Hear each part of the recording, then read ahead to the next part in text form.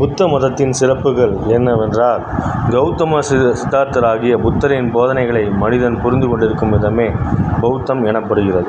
பௌத்தம் என்பது புத்தரின் போதனைகளிலிருந்து உதித்தெழுந்த சமயமும் தத்துவமுமே ஆகும். அதனை விளக்குவது சென்னை என்பது எது என்று விளக்குவது போல கடினமானது. சென்னை என்பது மயிலாப்பூர் அல்லது திருநெல்வேலி மட்டுமா, அல்லது கீழ் திசையா அல்லது மேல் திசையா, அல்லது அது தென் சென்னையா அல்லது வட சென்னையா? இவற்றில் எது சென்னை என்று விளக்குவதைப் போலத்தான் புத்த மதத்தை என்னது என்று விளக்குவதும் ஆகும். நமக்கு தெரிந்ததெல்லாம் புத்தர் ஒன்றையும் எழுதி வைக்கவில்லை என்பது மட்டும்தான். புத்தரின் போதனைகளை அவரது மறைவுக்கு பின் 400 ஆண்டுகள் கழித்து பாலியிலும் பின்னர் சமஸ்கிருதத்திலும் எழுதி வைக்கப்பட்டுள்ளன. ஆகையால் புத்தர் போதித்தது என்ன என்பதை மிக துல்லியமாக சொல்வது என்பது ஏறத்தாழ இயலாதது. புத்த மதத்தில் தேரவாதம் என்ற பிரிவே மிகவும் பழமையானதும் புத்தரின் போதனைகளிலிருந்து பெரிதும் விலகாதது என்றும் கருதப்படுவதுமாகும். இதற்கு ஹீனயானம் என்று பெயர். இந்த போதனா முறை ஸ்ரீலங்கா, பர்மா, தாய்லாந்து, கம்போடியா ஆகிய பகுதிகளில் வழக்கில் உள்ளது. பௌத்தத்தின் மற்றொரு பிரிவு மகாயானம் ஆகும். இது திபெத், நேபாளம், சீனா, கொரியா, மங்கோலியா, ஜப்பான் ஆகிய பகுதிகளில் செல்வாக்கோடு நிகழ்கிறது. திபெத், ஜப்பான் ஆகிய பகுதிகளில் வழங்கும் பௌத்தம் மகாயான பௌத்தமாக இருந்தாலும் கூட அது திபெத்தில் திபெத்திய பௌத்தம் எனவும் ஜப்பானில் ஜென் பௌத்தம் எனவும் வழங்கப்படுகிறது.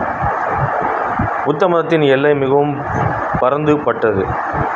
காலத்தால் 2500 ஆண்டுகள் அளவிலும் இடத்தால் ஆசியாவில் பல்வேறு நாடுகளிலும் கால் கொண்டிருப்பது புத்த மதத்தின் களத்தை 3 அடர்த்தியான பகுதிகளாக பிரிக்கலாம். முக்கியமானதாக மையமான புத்தரின் போதனைகள், அடுத்ததாக அந்த போதனைகளின் வளர்ச்சி, அதற்கடுத்ததாக அந்த போதனைகளில் நுழைந்த சேர்மானங்கள். இவ்வாறு நாம் இந்த புத்த மதத்தை பற்றி பலவாறாக காண்கிறோம்.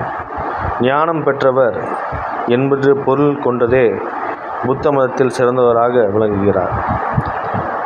உலகம் என்ற ஒன்று இருக்கிறதா இல்லையா, இருக்கிறதென்றால் அது நிலையானதா இல்லையா, எல்லைக்குட்பட்டதா உட்படாததா என்பது போன்ற கேள்விகளை எல்லாம் புத்த மதத்தின் கருத்தில் கொள்வதில்லை. ஆன்மாவை பற்றியோ, ஆன்மாவுக்கும் உடலுக்கும் உள்ள தொடர்பு பற்றியோ, சாவுக்கு பின் ஆன்மாவின் நிலை என்ன என்பது பற்றியோ புத்த மதம் விவாதிப்பதில்லை.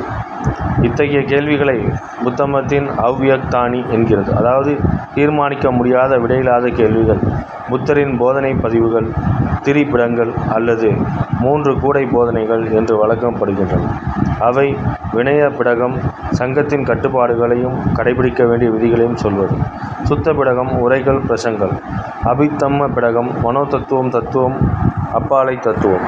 புத்தரின் போதனைகள் 4 பேருண்மைகள். மிக முக்கியமான பிரச்சனைகளான துக்கம், அதற்கு காரணம், அதன் நீக்கம், அதை நீக்குவதற்கான வழிமுறை ஆகியவற்றை பற்றி புத்தர் மனிதர்களுக்கு அறிவுறுத்த விரும்பினார். இவை 4 பேருண்மைகள் என்று வழங்கப்பட்டன. அவை வருமாறு: உலகம் துக்கமயமானது. இந்த துக்கத்திற்கு காரணம் உண்டு. துக்கத்தின் காரணத்தை அறிவதும் அவை நீக்குவதும் சாத்தியமானதே. துக்கத்தை நீக்குவதற்கு வழிமுறைகள் உண்டு. முதல் பேருண்மை: வாழ்க்கை என்பது துக்கத்தின் ஊடாக நிகழ்வது.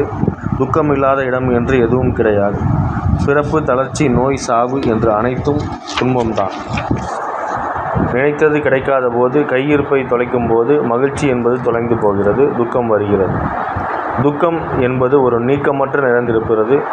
துக்கம் என்று காட்டுவதற்கு புத்தர் பலவாறாக நம் வாழ்க்கை நிகழ்வுகளே நமக்கு சொல்கிறார். இதுவே புத்த மதத்தின் சிறப்பாகும்.